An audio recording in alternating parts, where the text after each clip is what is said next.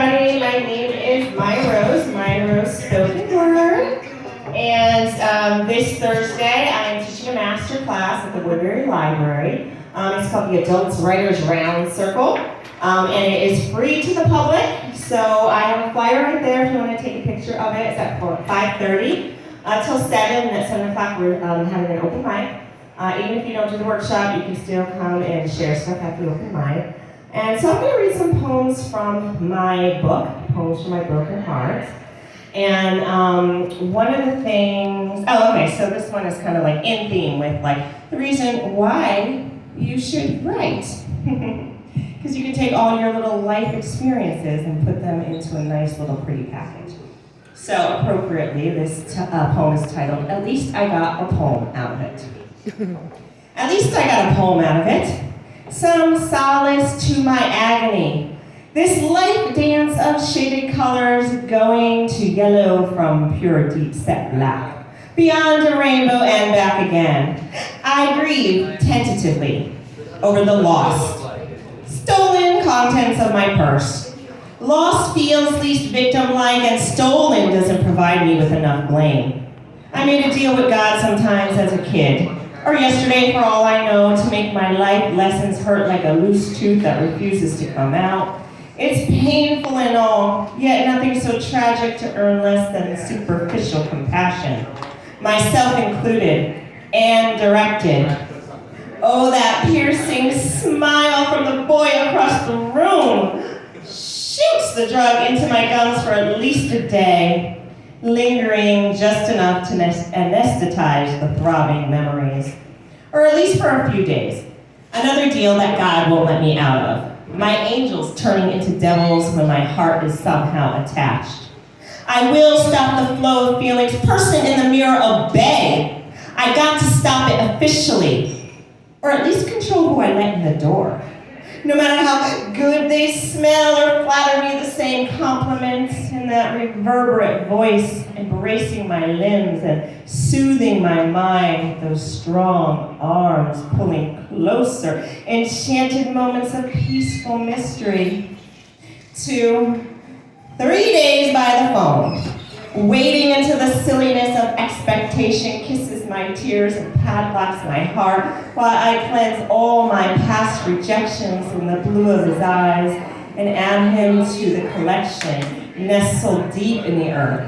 To revitalize a new field fertilized in pain, sprouting blossoms of hope and words that moves others, or at least me, justified in, well, at least this poem. Thank you.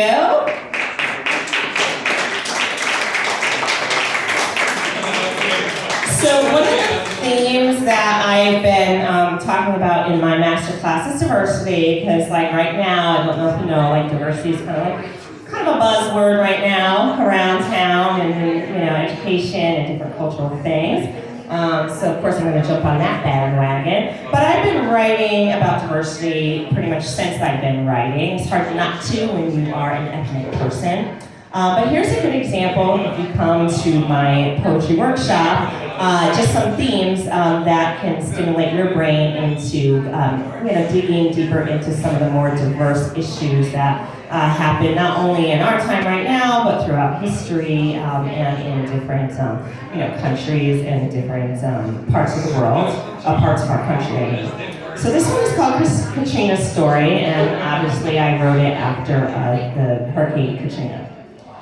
So hopefully it'll inspire you to kind of go home and pick like a world event or a event that's happening in your own neighborhood and just sort of write something about it. It doesn't matter if it's good or not. Like, don't judge it. Like, everyone has something to say and all of it matters and is meaningful. So don't be intimidated if you think you're not a writer, artist, or a poet, because anybody can write.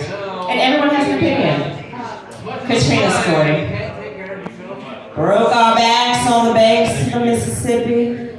The ghosts of the past clear up in our face. Oh Lord, couldn't find me a home. Why does no one hear our voices? Do they really just not care? Thousands scream and bleed and crying. We've fallen hard beyond despair. That one there was a shoe moonshiner, greeting all the Jazztown greats. He worked hard for every single dollar, let drown, lifeless, covered in sheets. The powers that be neglected the dying. Poor people aren't worth the help surviving. Crowded trailers full of stank and pain. Accepted indifference. Don't no one see it plain? Here we are again, full circle. Years have passed and still no hope. Wishing, praying, calling, saying, and we all continuing dropping that rope. Yeah. Thank you. So I'll do one more for you. The name is Maya Rose Spoken Word, and you can find me on YouTube if you want to see some of the places I've performed, some of the other films I have. And also I have a WordPress site, MayaRoseSpokenWord.com, and I do some writing challenges on there if you want to just do some writing from the comfort of your own home. And so this poem is sort of, usually when you hear people do poetry, they're either talking about like fluffy cats, or like some sort of like heartbreak. So this is kind of a traditional sort of like heartbreak love poem. It's called Soulmate. Rejection from my past squeezes my brain and clogs my throat, with memories decayed and rotten. The rain soothes the feeling with sweet-smelling permission to reflect. I long for the phone to ring with fear preventing me from allowing it. The new script sings uplifting chants of positive affirmations, enthusiastically acknowledging my beauty, worth, and simple ability to accept my less than desirable attributes. This cross to bear, insecurity, an imprint brought forth by karmic design, an addiction more comforting than any other's life challenge. I make peace with the maze, throwing me back to the wall with no exit, struggling to get out of the frustrating knowledge of revisiting the same dead-end path. The warm, stinging look in the eyes of another unavailable man I conjure up as a game of useless entertainment. The backdrop of anxiety weaves a thread within the fabric of all my creation, dampening the rise of freedom and rejoicing accomplishments. Different words carry the same message over and over and over, above, beyond, and below the deep crust of Mother Earth's impenetrable volcanic basalt. Torn to shreds by time, dismantling it to sand, blown by a gentle gust of wind across a generation of new rules to live by, though I can't quite put my finger on it. Chaotic alignment with the parts of me that make no sense, and are sent to deliver a certain quality of existence that satisfies my mission, whatever that is. I'm asking, sitting silently on the cushion, bouncing to the rhythms of Sade through the padded earphones cushioning me from the coffee shop world, finally turning off the phone and trusting the chemistry from the beginning of time to bring us together as it once did that one day long ago when we met in eternity. Thank you so much. I'm Maya Rose.